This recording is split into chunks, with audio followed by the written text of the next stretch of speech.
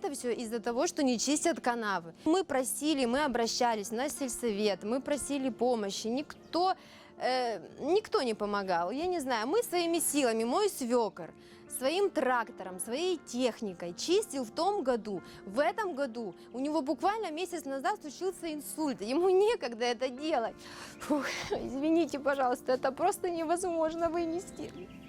Чистить-то одно. Надо, чтобы был здесь уклон соблюден, правильно? Чтобы вода стекала и не скапливалась.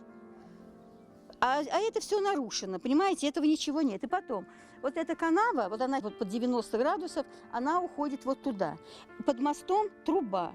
Труба забита, естественно. Сколько лет ее не чистили, ну 35 это точно не чистилось. Это ж надо тоже чистить. Вода-то ж не идет отсюда. Прям вот просто лавой пошла вот сюда. Вот сюда, вот смотрите, вот через мой огород и прямиком вот на те дома. Она все смыла здесь на своем пути, вот это вот вся вот эта грязь, вот здесь вот она, вот канава, ну, естественно, вот итог.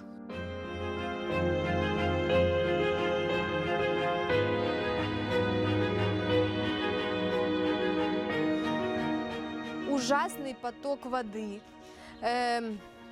Я даже, честно, мы, наверное, от шока мы не смогли понять, откуда вот за 20 минут просто затопило дом, затопило двор.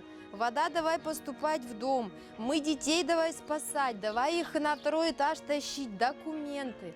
Мы 3 дня не можем выгрести эту грязь. Уже и эмоциональное напряжение, и физическая усталость.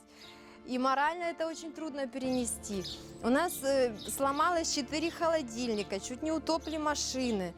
Мы живем за счет хозяйства, за счет теплиц. Половина всего затоплена.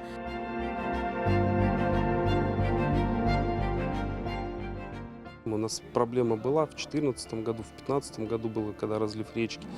Вот, по итогу которого мы дренажную канаву почистили, обводную, которая находится возле села. Но в этот раз мы не были готовы, что с полей, с возвышенности, там где нету никаких ни водоемов, ничего, пойдет вода.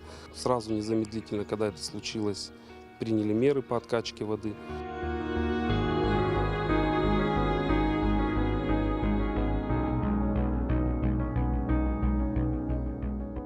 То, что дома в воде, по колено люди в воде, то, что люди просто сами выгребают, разгребают и не знают, что делать. Дети плачут, кричат «помогите, спасите».